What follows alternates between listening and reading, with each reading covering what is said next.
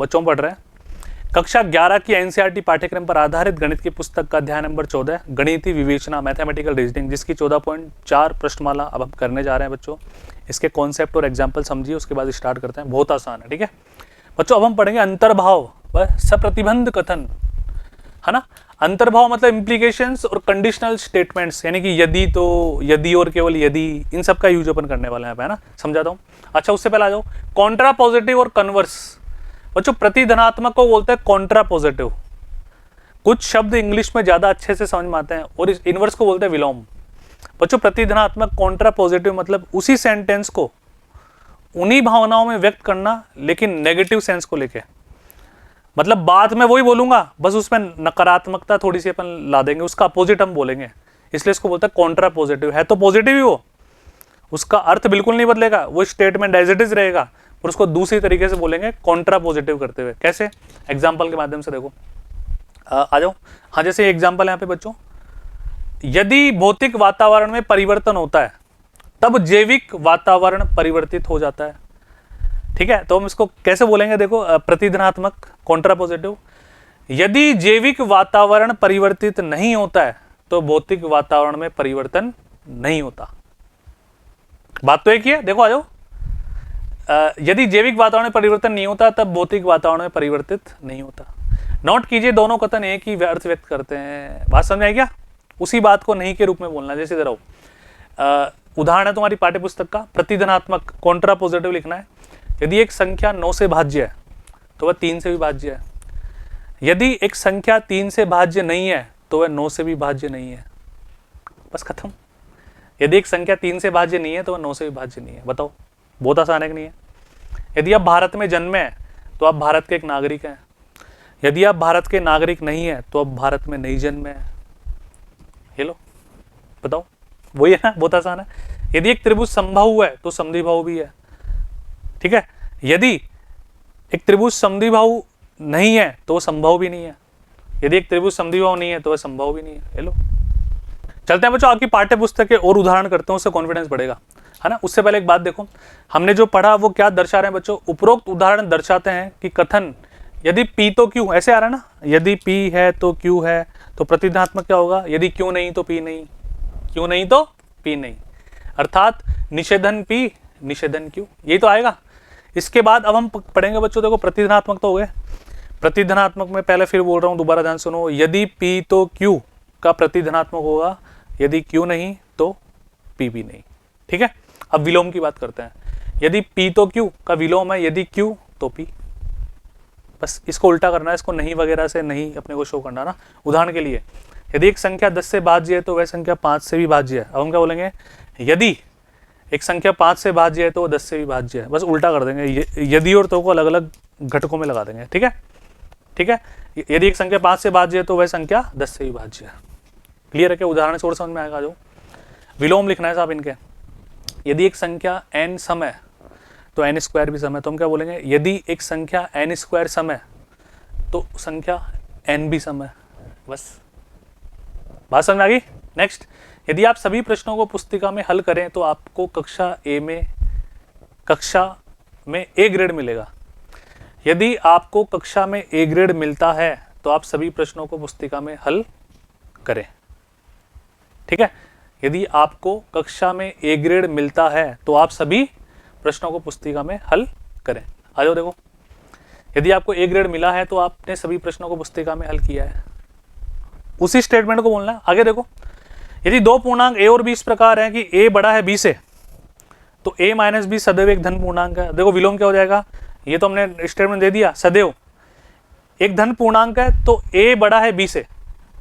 यदि दो पूर्णांक A और B इस प्रकार है कि A माइनस B सदैव एक धन पूर्णांक है। अब पहले A बड़ा B से आ रहा था, देखो यहाँ पे आऊं तो देखो यदि इसके साथ आ रहा था और तो इसके साथ आ रहा था। अब यदि इसके साथ आ जाएगा मतलब कंडीशन ये दे देगा A माइनस B सदैव एक धन पूर्णांक है तो A बड़ा होगा B से, उल्टा हो जाएगा। देखो, तो A बड़ा है B से। इनको नोट डाउन कर लेना ऐसे ऐसे कैसे। ठीक है, आगे बढ़ते हैं। मिश्र कथनों में प्रत्येक के लिए पहले संगत घटक कथनों को पहचानिए। अलग अलग घटक करना है अपने को ना, फिर जांचिए क्या कथन सत्य है अथवा असत्य है। अलग अलग कथनों की बात कर रहा है। आ जाओ, यदि त्रिभुज ABC समबाहु है तो वह त्रिभुज समद्विबाहु है। त्रिभुज एबीसी समबाहु त्रिभुज है, त्रिभुज एबीसी समद्विबाहु त्रिभुज है ना। बस क्लियर। अब क्या बोल रहा है, कथन सत्य असत्य है। यदि त्रिभुज एबीसी समबाहु है तो समद्विबाहु भी होगा, तो कथन सत्य है। ठीक है,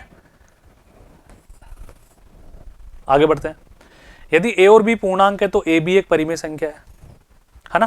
तो ध्यान से देखो, ए और बी पूर्णांक है, ए बी एक परिमेय संख्या है। अब बच्चों दो पूर्णांक संख्याओं का गुणनफल तो पूर्णांक आता है, यानी कि परिमेय संख्या है, सत्य, इसलिए एक परिमेय संख्या मिश्र कथन सत्य। डन, आगे बढ़ते हैं नेक्स्ट। अब बच्चों वाक्यांश की बात कर रहे हैं ना, क्या कहना चाह रहा है ध्यान से पढ़ना। यदि और केवल यदि, बच्चों यदि और केवल यदि इफ एंड ओनली इफ को इस तरह से शो करते हैं, प्रकट किया जाता है। पी और क्यू के लिए इसका निम्नलिखित समतुल्य रूप है। पी यदि और केवल यदि क्यू, क्यू यदि और केवल यदि पी, पी अनिवार्य और पर्याप्त प्रतिबंध है क्यू के लिए, और इसका विलोम उल्टा हो जाएगा। बच्चों उदाहरण से समझते हैं, आ जाओ ध्यान से। उदाहरण है तुम्हारे सामने, दो युग्म दिए गए हैं, प्रत्येक कथन युग्म वाक्यांश यदि और केवल यदि के प्रयोग द्वारा सम्मिलित कीजिए। ठीक है, यदि और केवल यदि के द्वारा। तो ध्यान से देखो, यदि कोई आयत एक वर्ग है तो उसकी चारों भुजाएं बराबर लंबाई की है। यदि किसी आयत की चारों भुजाएं बराबर लंबाई की है तो आयत एक वर्ग है। ठीक है, यदि आयत एक वर्ग है, सॉरी आयत एक वर्ग है यदि और केवल यदि उसकी चारों भुजाएं बराबर लंबाई की है। बस मतलब उस दोनों स्टेटमेंट्स को मैं, एक स्टेटमेंट को बच्चों में किस में कन्वर्ट करना है, यदि और केवल यदि का यूज करते हुए। देख लो, कोई आयत एक वर्ग है यदि और केवल यदि उसकी चारों भुजाएं बराबर लंबाई की है। दूसरा, यदि किसी संख्या के अंकों का योगफल 3 से भाज्य है तो वह संख्या भी 3 से भाज्य है। कोई संख्या 3 से भाज्य है यदि और केवल यदि उसके अंकों का योगफल 3 से भाज्य है। इस तरह से लिख दो, बस बहुत ही आसान है। बात समझ में आ रही सभी के? ठीक है, अब आपकी पाठ्य पुस्तक की प्रश्नमाला 14.4 के उदाहरण हमने कर लिए। इसके प्रश्न में एंड टू एंड तो मैं करवा देता हूँ, 1 से लेकर 4 तक तुम सब भी ट्राई कर लो। निम्नलिखित वाक्यांश को यदि तो का प्रयोग करते हुए 5 विभिन्न रूप में इस प्रकार लिखिए कि उनके अर्थ समान हो। अभी तो बच्चों बहुत बेसिक सी बात है, जनरल लाइफ की बात है, तुम सभी कर सकते हो। यदि एक प्राकृत संख्या विषम है तो उसका वर्ग भी विषम होगा। तो ये 5 स्टेटमेंट नोट डाउन कर लेना, इस तरह से आप लिख सकते हैं अपनी भाषा में। इनको तो क्या ही समझाना। ठीक है, आगे बढ़ते हैं नेक्स्ट। प्रतिधनात्मक और विलोम कथन लिखिए, ये मैं समझाता हूँ। यदि x एक अभाज्य संख्या है तो x विषम है। यदि x विषम नहीं है तो x एक अभाज्य संख्या नहीं है। ये हो गया प्रतिधनात्मक। यदि एक संख्या विषम नहीं है तो x एक अभाज्य संख्या नहीं है ना। इसका विलोम बनाए, यदि x विषम है तो x एक अभाज्य संख्या है। यदि इसके साथ लगा दो तो उसके साथ लगा दो, देख लो विलोम भी। यदि x एक विषम है तो x एक अभाज्य संख्या है। अगला, यदि दो रेखाएं समांतर है तो एक दूसरे को समतल में नहीं काटती है। ठीक है, अब ध्यान से देखो, दो रेखाएं एक दूसरे को समतल में काटती है तो वो समांतर रेखाएं नहीं है। देखो यहाँ नहीं था तो मैंने है कर दिया, और वहाँ है तो मैंने नहीं कर दिया। प्रतिधनात्मक यही तो होता है, कॉन्ट्रापोजिटिव। देखो यही दो रेखाएं एक दूसरे को तल में काटती है तो समांतर नहीं है। विलोम, यदि दो रेखाएं एक दूसरे को समतल में नहीं काटती तो वो समांतर रेखाएं हैं। ये लो, बहुत आसान है, बना लोगे। तीसरा तुम खुद ही, किसी वस्तु के ठंडे होने का तात्पर्य है कि उसका तापक्रम कम है। प्रतिधनात्मक बनाते हैं। यदि किसी वस्तु का तापक्रम कम नहीं है तो वस्तु ठंडी नहीं है। बात समझ में आ रही है? यदि वस्तु का तापक्रम कम नहीं है तो वस्तु ठंडी नहीं है। यदि वस्तु का कम तापक्रम नहीं है तो वस्तु ठंडी नहीं है, यही तो है। विलोम, यदि वस्तु का तापक्रम कम है तो वस्तु ठंडी है। यदि वस्तु का तापक्रम कम है तो वस्तु ठंडी। इस तरह से लिखना है बच्चों। बस इनमें एक एक एग्जाम्पल समझ लो, उसके बाद तो तुम खुद ही कर लोगे यार। बात समझ में आ रही क्या? अगला, प्रतिधनात्मक तथा विलोम कथन, वही सेम प्रश्न है, उसी दूसरे का चौथा। आप ज्यामिति विषय को आत्मसात नहीं कर सकते यदि यह ज्ञान नहीं है कि निगमनात्मक विवेचन किस प्रकार से किया जाता है। अब ध्यान से देखना मैं कैसे बना रहा हूं। यदि आपको यह ज्ञात है, इसने बोला ज्ञात नहीं है, तो प्रतिधनात्मक कैसे बनेगा? ज्ञात है। यदि आपको यह ज्ञात है कि निगमनात्मक विवेचन किस प्रकार किया जाता है तो आप ज्यामिति को आत्मसात कर सकते हैं।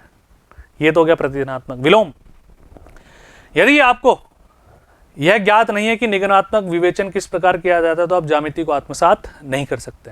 तो लगा दो पहले वाले घटक के साथ, है ना, जो स्टार्टिंग में होता है। देखो ये लिखा हुआ है, यदि आपको ज्ञात नहीं है कि निगमनात्मक विवेचन किस प्रकार किया जाता है तो आप ज्यामिति विषय को आत्मसात नहीं कर सकते। बात समझ में आ रही? बढ़े थोड़ा सा आगे। नेक्स्ट, एक सम संख्या है से तात्पर्य कि x 4 से भाज्य है। है ना। तो अब इसका प्रतिधनात्मक बच्चों कैसे बनेगा, ध्यान से देखो। यदि x संख्या 4 से भाज्य नहीं है तो x एक सम संख्या नहीं है, उल्टा ही तो बोलना है। विलोम के लिए यदि x संख्या 4 से भाज्य है तो x एक सम संख्या है। कर लोगे ना बच्चों, एक समझाने के बाद तो अपने आप अंदर से आवाज आएगी तुम्हारे। तीसरा प्रश्न क्या कर रहा है, यदि तो के रूप में लिखिए, आपको नौकरी मिलने का तात्पर्य है कि आपकी विश्वसनीयता अच्छी है। विश्वसनीयता, विश्वास नहीं, विश्वसनीयता ना, ठीक है। यदि आपको नौकरी मिल जाती है तो आपकी विश्वसनीयता अच्छी है। यदि आपको नौकरी मिल जाती है, मिल गई है, तो आपकी विश्वसनीयता अच्छी है। वैसे दूसरा क्या कह रहा है, केले का पेड़ फूलेगा यदि वह 1 माह तक गर्म रहेगा, ठीक है। तो ध्यान से देखिए बच्चों, यदि केले का पेड़ 1 माह तक गर्म बना रहता है तो केले के पेड़ में फूल लगेंगे, या फलेगा या फूलेगा, डायरेक्ट लिख दो, कोई समस्या वाली बात नहीं है। आगे, यदि तो एक चतुर्भुज समांतर चतुर्भुज है यदि उसके विकर्ण एक दूसरे को समद्विभाजित करते हैं। यदि चतुर्भुज का विकर्ण एक दूसरे को समद्विभाजित करते हैं तो वह चतुर्भुज समांतर चतुर्भुज है। इस तरह से लिख सकते हो तुम। अगला, कक्षा ए में ग्रेड पाने के लिए यह अनिवार्य है कि आप पुस्तक के सभी प्रश्नों को हल कर लेते हैं। यदि आप कक्षा में ए ग्रेड पाते हैं तो आप पुस्तक के सभी प्रश्न हल कर लेते हैं। इस तरह से लिख दो, क्या फर्क पड़ता है, होता आसान है। चले अगले पे, प्रतिधनात्मक और विलोम कथन पहचानिए, ठीक है। यदि आप दिल्ली में रहते हैं तो आपके पास जाड़े के कपड़े हैं, सर्दी के कपड़े हैं बच्चों ना। तो बच्चों देखो, यदि आपके पास जाड़े के कपड़े नहीं है तो आप दिल्ली में नहीं रहते बच्चों, ये हो जाएगा प्रतिधनात्मक।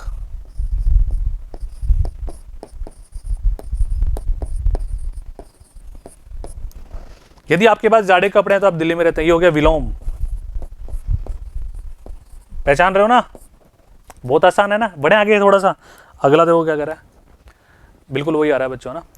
एक चतुर्भुज एक समांतर चतुर्भुज है, एक विकर्ण समद्विभाजित नहीं करते हैं तो चतुर्भुज एक समांतर चतुर्भुज नहीं है। इसका मतलब बच्चों ये क्या हो गया, प्रतिधनात्मक, शॉर्ट में लिख रहा हूं, और ये हो गया बच्चों विलोम, ठीक है। अगला, ठीक है बच्चों, तो बस ये तुम्हारे 4 ही प्रश्न थे, अगला है ही नहीं यहाँ पे। तो इसी के साथ आपकी 14.4 प्रश्नमाला समाप्त होती है बच्चों। केवल इसमें हमने पढ़ा प्रतिधनात्मक और विलोम, ठीक है। यदि P तो Q इसका प्रतिधनात्मक होगा, यदि Q नहीं तो P नहीं। विलोम होगा, यदि P तो Q का विलोम, यदि Q तो P। इतनी सी बात है बस। तो कर लेंगे बच्चों, आराम से प्रैक्टिस करो। आप बुक में से खुद ही अगर क्वेश्चन लिखोगे तो अपने आप तुम्हारे से हो जाएंगे, ठीक है। धन्यवाद बच्चों, मिलते हैं अगले वीडियो में।